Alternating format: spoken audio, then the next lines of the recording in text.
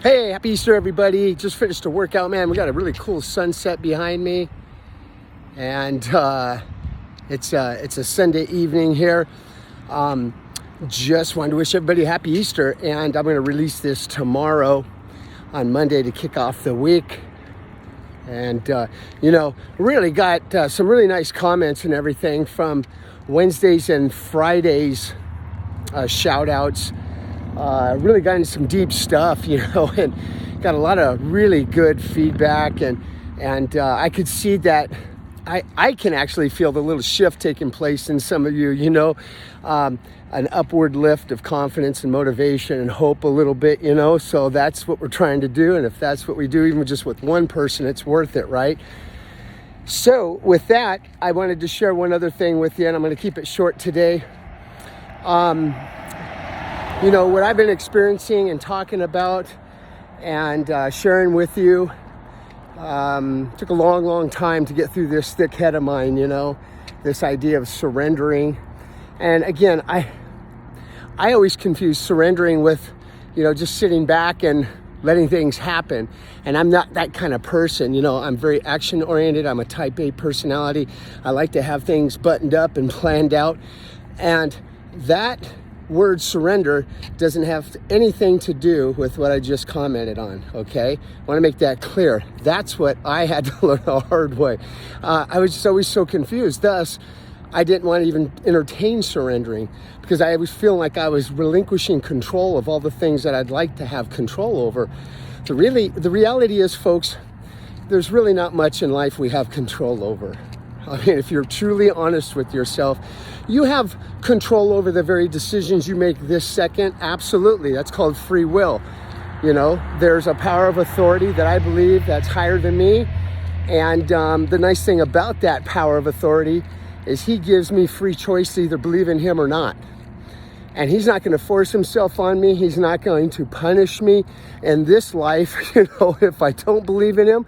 But there can be some eternal consequences if I don't eventually surrender, recognize him for who he says he is, and believe in him and give him that shot, So when I've been talking about surrender and everything, what I wanted you guys to do is consider this. Continue planning your days. Continue planning and thinking about what you want to do in the future.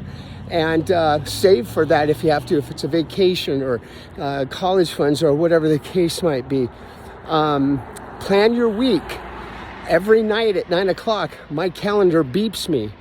Every night at 9 o'clock, my calendar beeps me because that's my reminder to plan for tomorrow. And it's the things that I want to do, 2 or 3 things every day to move the needle, right? In addition to the appointments I already have scheduled, the things that are on our to-do list, getting up, showering, putting on the clothes, eating breakfast, getting the kids ready for school, whatever your play is, right? Getting to work and being a productive human being. And so I have to remind myself that every day. But the surrender part, where that comes in, is just trusting in your higher power of authority that he made you and he has a specific plan for you, okay? And surrendering means don't fight that plan. There's an old saying, if you really want to get a chuckle out of God, tell him of the plans you have for your life. It's like, wait a minute, he made you. He's got a great plan for you. All he's saying is, hey man, just trust me. And you do that by just asking me for wisdom and direction. Where should I go? Every morning I try to remind myself in a prayer, just kind of tell me I'm on the right path. Give me some clues because I'm thick-headed. Talk to him just like you would your best friend. And that's what I do. And, God, I know you do a lot of things for me and I miss a lot of them. And I just wanted to show gratitude for those things that I don't even know that you're doing behind the scenes for me, carving a pathway for me.